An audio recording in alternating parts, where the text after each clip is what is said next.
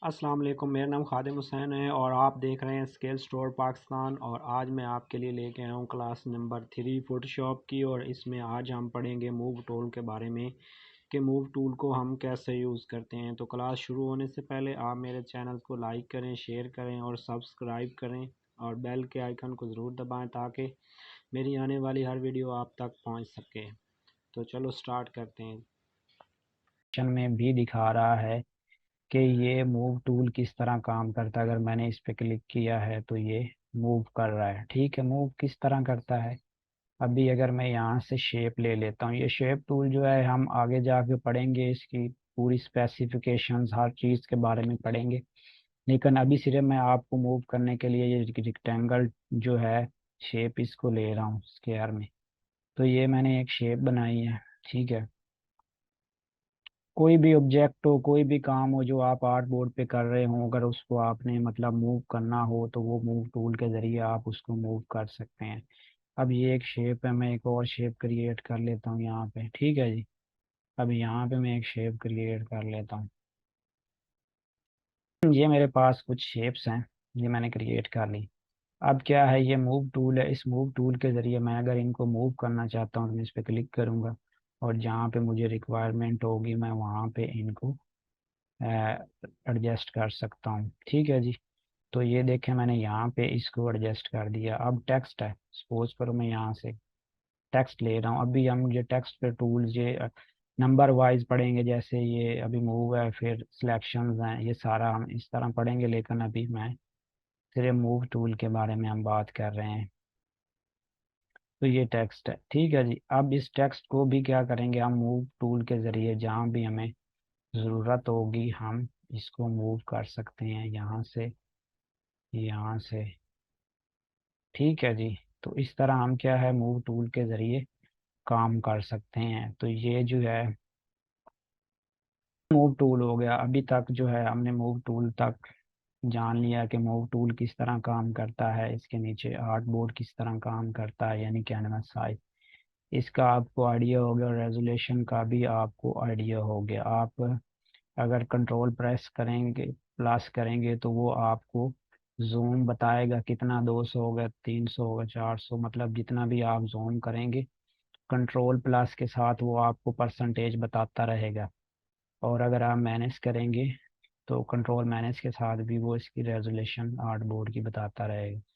इसको आप अब जैसे ही कम करते जा रहे हैं वो ऊपर उसने बता दिया कि आपने इसको जूम आउट किया है, तकरीबन 50% रेजोल्यूशन इसकी रह गई है। ठीक है, तो ये था। अच्छा, इसके बाद नेक्स्ट जो है वो अभी हम लेयर टूल्स के बारे में डिटेल से पढ़ेंगे। फिलहाल इन इस टूल को समझाने के लिए ये जो हमारा नेक्स्ट टूल आ रहा है, इसके लिए मैं थोड़ा सा लेयर का इंट्रो दूंगा। बाकी हम इस पे पूरी एक जो है वीडियो रिकॉर्ड करेंगे, क्योंकि ये सबसे वेरी इंपॉर्टेंट टूल है लेयर जो है।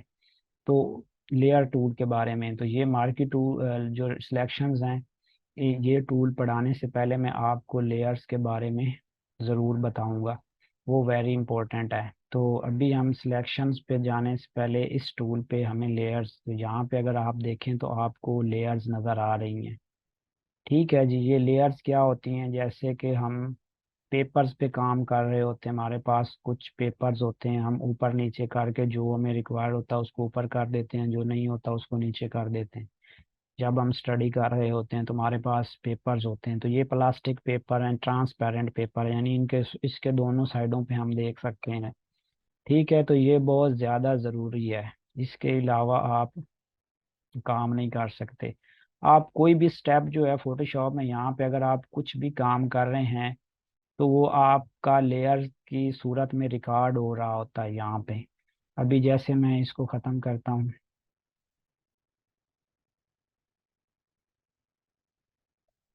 जैसे ही हम कोई भी काम, जैसे मैंने यहाँ पे आके शेप क्रिएट की है ये, तो ये देखें यहाँ पे रिकॉर्ड हो गया कि आपने एक शेप रिकॉर्ड मतलब क्रिएट की है। ये पहली लेयर जो होती है ये तो ऑटोमेटिकली जैसे ही आप आर्ट बोर्ड क्रिएट करते हैं उस साइज पे यहाँ पे क्रिएट हो जाती है। और नेक्स्ट जो भी आप काम करते हैं वो लेयर्स की शक्ल में आता रहता है। ठीक है। अब मैंने यहाँ पे एक और शेप क्रिएट की तो वो वहाँ पे second shape create second layer बन गई है, वो रेक्टेंगल 2 लिखा गया यहाँ पे। ठीक है। इसी तरह अगर मैं ये थर्ड मैंने एक शेप ले ली है। ठीक है। इसके बाद अगर मैं यहाँ पे कोई टेक्स्ट ऐड कर रहा हूँ, तो जैसे मैंने यहाँ पे टेक्स्ट ऐड किया तो वो देखें यहाँ पे एक टेक्स्ट की वो बता रहा है लोरेम इप्सम आपने कोई टेम्परेरी टेक्स्ट ऐड किया है। तो ये क्या है, यहाँ पे आ रही है लेयर। तो ये लेयर बहुत ही ज़रूरी है आप जो भी काम करते हैं। अब सपोज करें आपने टेक्स्ट को ऊपर रखना है या नीचे, तो आप वो रख सकते हैं। ठीक है। तो जैसे ये टेक्स्ट का पैनल आ रहा है, मैंने यहाँ पे क्लिक किया, पहले मैं इसका कलर चेंज कर लेता हूँ यहाँ से। इस शेप पे अगर आप आके यहाँ पे डबल क्लिक करेंगे यहाँ से भी, ये अब जब लेयर्स पैनल का पढ़ेंगे तो उसमें आपको डिटेल से बताएंगे, फिलहाल अभी हम इसको इतना ही पढ़ेंगे।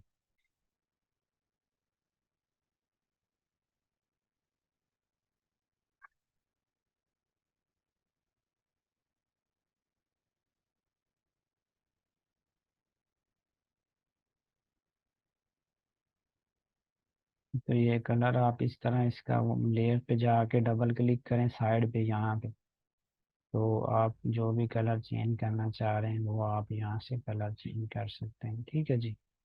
तो ये कलर चेंज हो गए। अब अगर आप इनको ऊपर नीचे, जैसे पेपर्स हम ऊपर नीचे करते हैं, प्लास्टिक कवर्स जो होते हैं वो ऊपर नीचे करते हैं, तो हम उनको, तो इसी तरह हम इनको भी कर सकते हैं। अब देखें ये इसके ऊपर आ रहा है। ठीक है।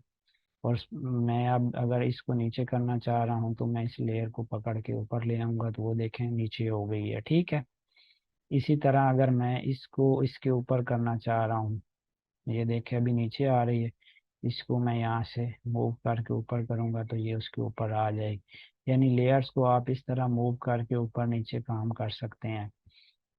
अब लेयर्स की ज़रूरत क्यों पड़ती है, अक्सर औकात ब्रश यूज़ कर रहे हूँ हम, तो वो जो है वो सिर्फ एक ही लेयर पे यूज़ हो जाए, और भी कुछ काम है जो हम करते हैं तो वो सिर्फ एक ही लेयर पे होते हैं, जैसे तो उनको हम मूव नहीं कर सकते। जैसे अभी मैं ये ब्रश टूल है, अगर आप ये देखें तो brush pencil tool, colour replacement tool, mixture brush tool, तो अभी मैं ब्रश टूल ले रहा हूँ। अब इसका अगर मैं काम करूँगा तो वो क्या होगा, सिर्फ इसी बैकग्राउंड लेयर पे ही काम होगा इस पे, मतलब न्यू लेयर नहीं बनेगी। ये देखें मैं इसका साइज थोड़ा कम कर देता हूँ ब्रश का।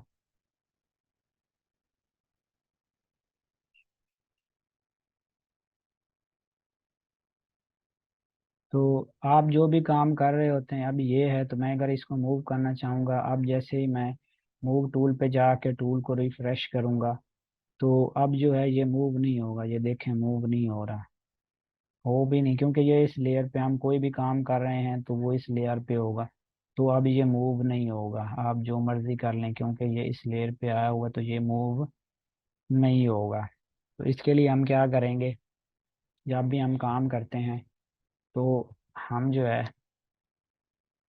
ये मैंने ब्रश टूल लिया है, ब्रश टूल के साथ मैं यहाँ पे आऊँगा, ये प्लस का साइन आ रहा है, आपने एक न्यू लेयर ले लेनी है। ठीक है।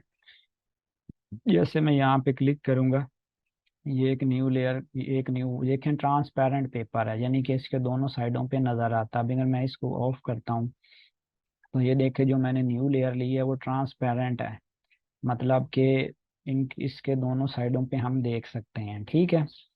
तो जो भी लेयर्स होती हैं वो ट्रांसपेरेंट पेपर टाइप होती हैं, प्लास्टिक कवर टाइप, यानी उसके दोनों साइडों पे हम देख सकते हैं। ठीक है जी। तो अब क्या है, अब ये लेयर बन गई है। अब मैं अगर काम करूँगा, ये मैंने एक बनाया, तो जी करता हूँ, इसका पहले ब्रश का साइज, आपने ये जो ब्रैकेट्स आ रही होती हैं अगर आपने, अच्छा अब ये आ रहा है नन का निशान क्यों आ रहा है, यहाँ पे मैं कोई भी टूल सेलेक्ट करता हूँ वो काम क्यों नहीं कर रहा, उसकी रीज़न ये है कि मेरी यहाँ पे लेयर सिलेक्टेड नहीं है जिस पे मैं काम करना चाह रहा हूँ। तो ये आपने ध्यान में रखना, अगर आपका इस तरह ऑप्शन आ रहा है इसका मतलब ये है नन का, तो इसका मतलब ये है कि आपका लेयर सेलेक्ट नहीं है। अब जैसे मैं जाके यहाँ पे क्लिक करूँगा तो अब यहाँ पे आऊँगा तो वो ब्रश टूल आ रहा है।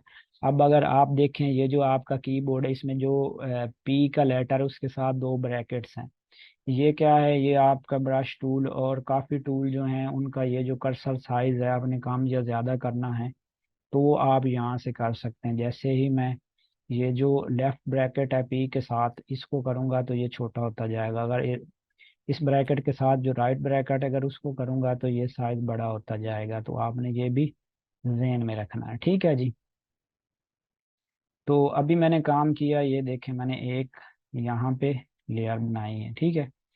अब क्या है, अगर मैं अब इसको मूव करना चाह रहा हूँ तो ये मूव होगी। पहले अगर हमने बैकग्राउंड लेयर पे काम किया था वो मूव नहीं हुई थी।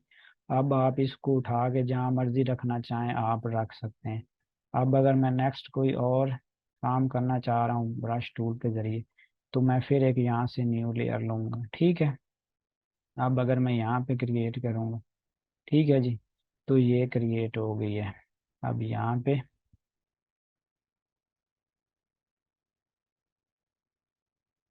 ठीक है जी, तो ये यहाँ पे क्रिएट हो। अब अगर मैं चाहूँ तो इसको भी मूव कर सकता हूँ मैं, अगर यहाँ पे रखना चाह रहा हूँ तो ये हो जाएगी। तो इसलिए कोशिश करनी कि आप जब भी काम कर रहे हो तो लेयर्स आपने न्यू लेनी है।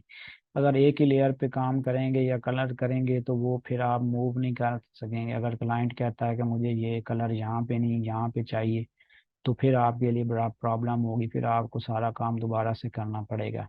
तो इसलिए आपने क्या करना है, न्यू लेयर पे रहते हुए काम करना है यहाँ पे, ठीक है जी। बाकी ये लेयर पैनल्स और यहाँ से आपने अगर लेयर को डिलीट करना हो तो डिलीट कर सकते हैं, ठीक है जी। तो यहाँ से आप डिलीट कर सकते हैं और बैक स्पेस के साथ भी आप ख़त्म कर सकते हैं इसको। ये आपने ज़हन में रखना है कि बैक, मैं कंट्रोल जेड करता हूँ तो अगर आप अब बैक स्पेस करेंगे तो बैक स्पेस के ज़रिए भी ख़त्म हो जाते हैं, ठीक है। और एक और चीज़, अगर आपसे कोई मिस्टेक हो गई है तो आप क्या कर सकते हैं, उसको अनडू करने के लिए आप कंट्रोल जेड करेंगे, ठीक है। तो वो क्या है,